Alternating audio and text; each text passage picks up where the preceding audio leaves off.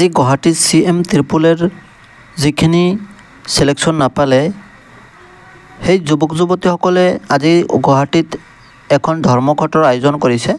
তাতে অৱস্থান ধৰ্মঘট হ'ব আৰু কি উদ্দেশ্য লৈ এই ধৰ্মঘটটো হ'ব আপোনালোকে নিশ্চয় জানিব পাৰিব, চাই থাকক।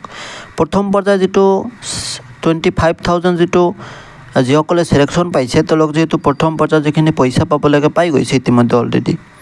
এতিয়া কথা হৈছে যিহেতু বেছিভাগ যিহেতু এতিয়ালৈকে নাপালে পইচাখিনি 75,000, 25,000 যুৱক যুৱতীয়ে যিখিনি কষ্ট কৰিলে 75,000 যুৱক যুৱতীয়ে একেই কষ্ট কৰিলে।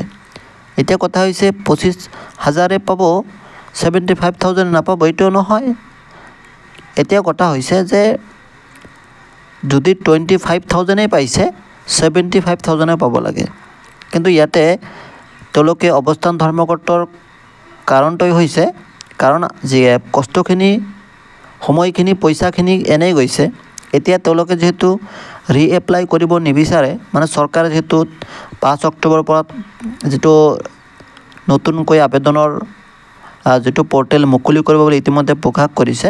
কিন্তু কথাটো হৈছে তেনেকুৱা নহয় কি আজি যি উদ্দেশ্য লৈ এই ধৰ্মঘটটো হ'ব আপোনালোকে ইয়াতে নিশ্চয় চাই আছে।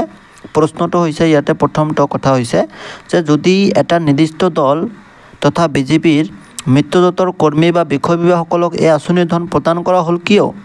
আৰু যদি সেয়া মুখ্যমন্ত্ৰী মহোদয় জ্ঞাতাৰ্থ হৈছে তেনে আমাৰ সকলো যুৱক যুৱতীয়ে সাক্ষাৎকাৰ গ্ৰহণ কৰা হ'ল কিয়? কথাটো সঁচা, কাৰণ যদি তেনেকুৱা হৈছে সেইকাৰণে যুৱক যুৱতীসকলক কি কাৰণে ইমান হাৰাশাস্তি কৰা হ'ল?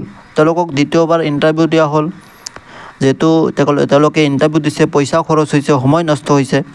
কিন্তু এনেকুৱা কৰাৰ কাৰণ কি এইটো প্ৰশ্ন। তাৰ পিছৰ প্ৰশ্নটো হৈছে এনেকুৱা ধৰণৰ কি যিহেতু 75,000 যুৱক যুৱতীক এই আঁচনিৰ ধন প্ৰদান নকৰাকৈ পুনৰ পেট্ৰলৰ জৰিয়তে নতুনকৈ আবেদন কৰাৰ প্ৰয়োজনীয়তা কি? যিহেতু 75,000 অলৰেডি ইয়াতে প্ৰচেছিঙত চলি আছে, মানে তেওঁলোকে অলৰেডি 2টাকৈ ইণ্টাৰভিউ দিছে ইয়াতে, আৰু তেওঁলোকে ইয়াৰ পৰা কিছু পৰিমাণ হ'লেও ইয়াৰ পৰা জ্ঞান আহৰণ কৰিছে। এতিয়া কথা হৈছে এইসকলক পইচাখিনি নিদি বাকী নতুনকৈ এপ্লাই কিয় কৰিব লাগে? ইয়াতে প্ৰশ্নটো এনেকুৱা আছে। আৰু বাকী আপোনালোকে চাওক ইয়াতে প্ৰশিক্ষণপ্ৰাপ্ত তথা যোগ্য যুৱক যুৱতীসকলক অগ্ৰাধিকাৰ দিয়া নহ'ল কিয়? মানে কথাটো হৈছে বহুত এনেকুৱা যুৱক যুৱতী আছিলে যিসকলে প্ৰফেশ্যনেল কোৱালিফিকেশ্যন আছিলে, স্কিল আছিলে কিন্তু তেওঁলোকে ইয়াতে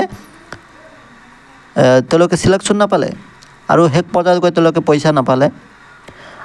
কিয় নাপালে? মানে প্ৰশ্নটো হৈছে কিয় নাপালে তেওঁলোকে যিহেতু প্ৰফেশ্যনেল কোৱালিফিকেশ্যন আছিলে সেইখন পাব্লিছ কৰক।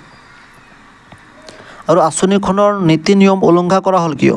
ইয়াতে কথা হৈছে আঁচনিখনৰ নীতি নিয়ম উলংঘা কৰা হ'ল কিয়? কাৰণ কথাটো এনেকুৱা ধৰণৰ, কাৰণ ইয়াৰ পৰা বহুত এনেকুৱা কথা ওলাইছে যে বিজেপিৰ মানুহ বুলি চিলেকশ্যন পাইছে বা কোনোবাই তেওঁক চিলেকশ্যন কৰাৰ কাৰণে বহুত হেল্প কৰিছে, তেনেকুৱা মানে বহুত ইয়াতে নিউজত আমি চাই আছোঁ কেইদিনমানৰ পৰা। আৰু 5 নম্বৰ আপোনালোকে চাওক ইয়াতে যে দুৰ্নীতিমুক্ত কথা কোৱা মুখ্যমন্ত্ৰী হিমন্ত বিশ্ব শৰ্মাৰ নেতৃত্বাধীন বিজেপি চৰকাৰে CM ত্ৰিপুলৰ আঁচনিখন সম্পূৰ্ণৰূপে দুৰ্নীতিগ্ৰস্ত কৰা হ'ল কিয়? যদি সঁচাকৈয়ে CM ত্ৰিপুলে যিখিনি আছিলে যে ইয়াতে দুৰ্নীতিমুক্তভাৱে চিলেকশ্যন কৰা হ'ব, কিন্তু ইয়াতে দুৰ্নীতি কৰা হ'ল কিয়? এইটো কথা হৈছে এনেকুৱা ধৰণৰ। সেইকাৰণে এইখিনি বিষয় লৈ আজি যিহেতু অৱস্থান ধৰ্মঘট হ'ব গুৱাহাটীত, আপোনালোকে নিশ্চয় যিবিলাকে এই আজিৰ অৱস্থান ধৰ্মঘটত অংশগ্ৰহণ কৰিব তেওঁলোকে নিশ্চয় কমেণ্টছ কৰিব। আৰু বাকী আপোনালোকে আঁচনিখনক লৈ সন্তুষ্ট নেকি নিশ্চয় কমেণ্ট কৰি জনাব। ধন্যবাদ।